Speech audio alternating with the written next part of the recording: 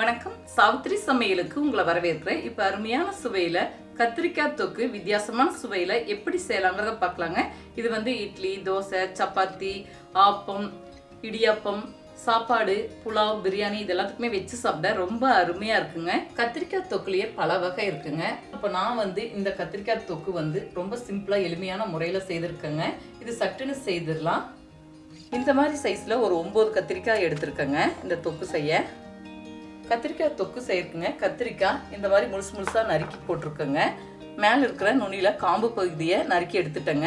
அதே மாதிரி 3/4 அளவு தாங்க நறுக்கிக்கணும். உள்ளே சொத்தையாக இருக்கா, பூச்சி ஏதாவது இருக்குதான்னு பார்த்துட்டு நீங்கள் இந்த மாதிரி அளவில் நறுக்கிக்கணும். இப்படி பார்க்கும்போது உங்களுக்கு சொத்தையாக இருக்கான்னு தெரியும்.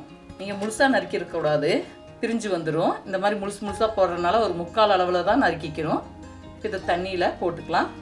இந்த மாதிரி சைஸில் 6 தக்காளி எடுத்துருக்கேங்க. இதை சின்ன சின்ன துண்டுகளாக நறுக்கி மிக்சி ஜாரில் அரைச்சி எடுத்துக்கலாம்.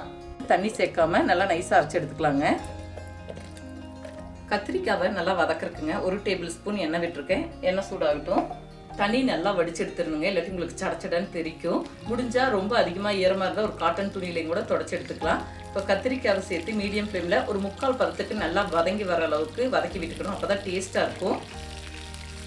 இந்த கத்திரிக்காய் தொக்கெல்லாம் வதக்கி விடுறதுங்க கொஞ்சம் கூடுதலாக எண்ணெய் இருந்தால் நல்லா டேஸ்ட்டாக இருக்குங்க. 2 நாள் வச்சும் கூட சாப்பிட்லாம்.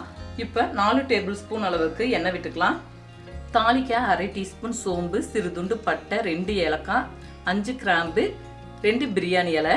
இது நல்லா பொரிஞ்சு வரட்டுங்க. இது கூடவே பொடியாக நறுக்குன 2 மீடியம் சைஸ் பெரிய வெங்காயம் நல்லா வதக்கிக்கணும்.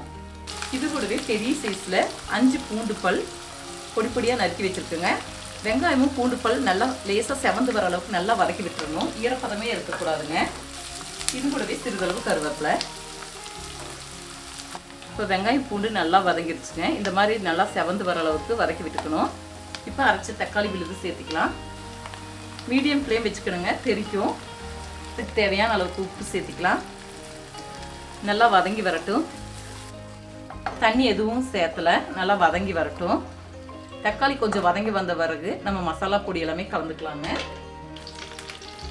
மீடியம் ஹை ஃப்ளேமில் 5 நிமிஷம் மூடி போட்டு வச்சுட்டேங்க. தக்காளி நல்லா வதங்கி வரட்டுன்னு.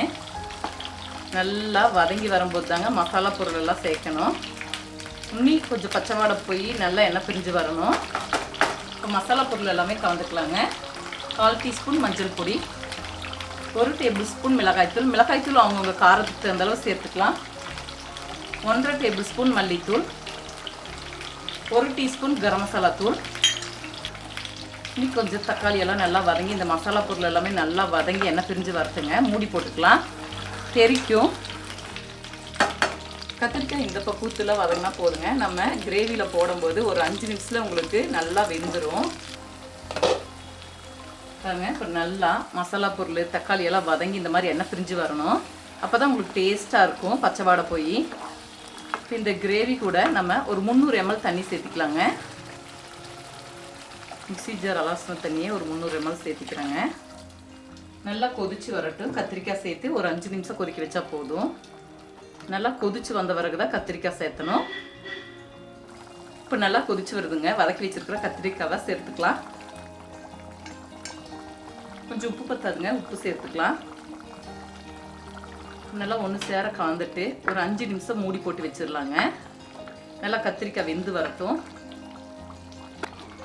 8 to 10 நிமிஷத்தில் இந்த கத்திரிக்காய் நல்லா வெந்துருங்க, முழுசு முழுசாக போட்டிருக்கிறதுனால.